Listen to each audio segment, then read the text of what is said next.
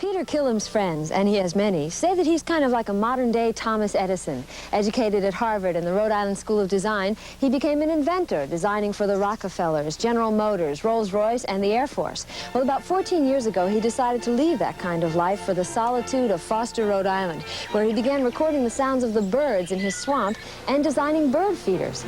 Well, ironically, the bird feeders were a success, the albums sold by the thousands, and in his 70s, Peter Kilham is back in business with his wife Dorothy, her brother, and a company appropriately called the Droll Yankee. Oh, yes, that's what people call me, a droll Yankee. And worse things than that, too. I don't believe it. But I put an awful lot of research into old Yankees, and I wish the Yankee spirit was more alive today. Yankee ingenuity and self-reliance. That is, a Yankee would find a way to do it. And if you gave him a long enough lever, he'd move the world. Or in Kilham's case, create $1 million a year business. And the only reason is I started out to design a bird feeder for the birds. And everyone else at that time was making bird feeders that looked like covered bridges or some other stupid thing. And mine worked better than anybody else's. Well, now we have a dozen people copying us, because the tubular feeder, which is now the most common in the United States, all stemmed from that first one I built. But then I got thinking bird feeders more and more and the problems with them. And unfortunately, I can't stop thinking about improved design.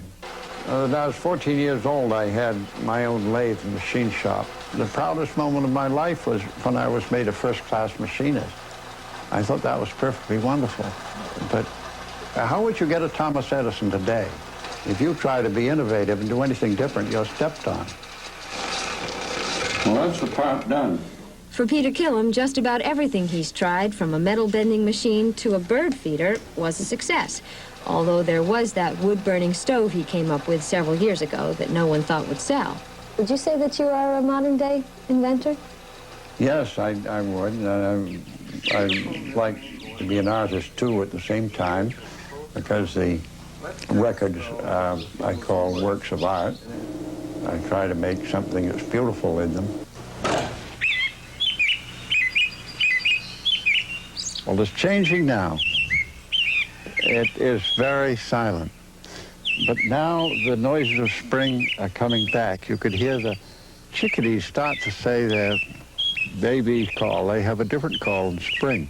Gradually now, you will begin to hear things coming back to life. It's strongest, I would say, towards the middle or end of May.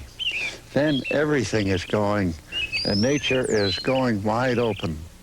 Well, it may be March, but with the help of Peter's records, his backyard pond, and a little imagination... It is a beautiful mid-May morning in the country, and the birds are in full song.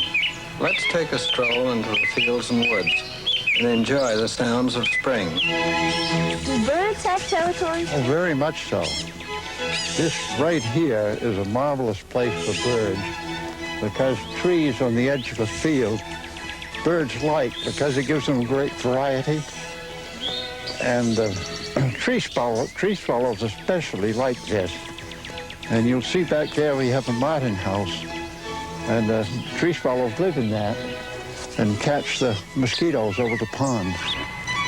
In the yard stands the martin house. Of course, there's the various kinds of sparrows and seed-eating birds and catbirds. You see this thick brush here? Mm-hmm. Well, catbirds love that. Each animal seems to have its own area. Now, you see that stump over there? Well, that's what a bluebird likes. Well, nothing but a bluebird likes that particular stump. And a dead tree is just as important as a home. You see, first of all, a woodpecker might drill a hole. Then an owl would come live in it later, a little screech howl. You know, this is your pond, but in a lot of ways, it isn't yours at all, is it? No, it belongs to all kinds of little things. Peter, do you sometimes find this a more enviable world? Well, the animals seem to be much more intelligent. Leonardo da Vinci said animals have a small intelligence, but concentrated on a good purpose. Humans have great intelligence, but use it for so many foolish things. Some bird sounds are beyond the reach of modern equipment and the capacity of the human ear, but Peter has devised a gadget to capture that sound. Well, it's a large parabolic reflector, and you see all sounds that hit this reflector go at an angle and hit the microphone. See right on the nose? Strangely enough, the big reflector like this gets the low sounds very much better. It really gives a much better recording. But people don't use them anymore. They use smaller ones. Now I'm going to go off birding. Here I go.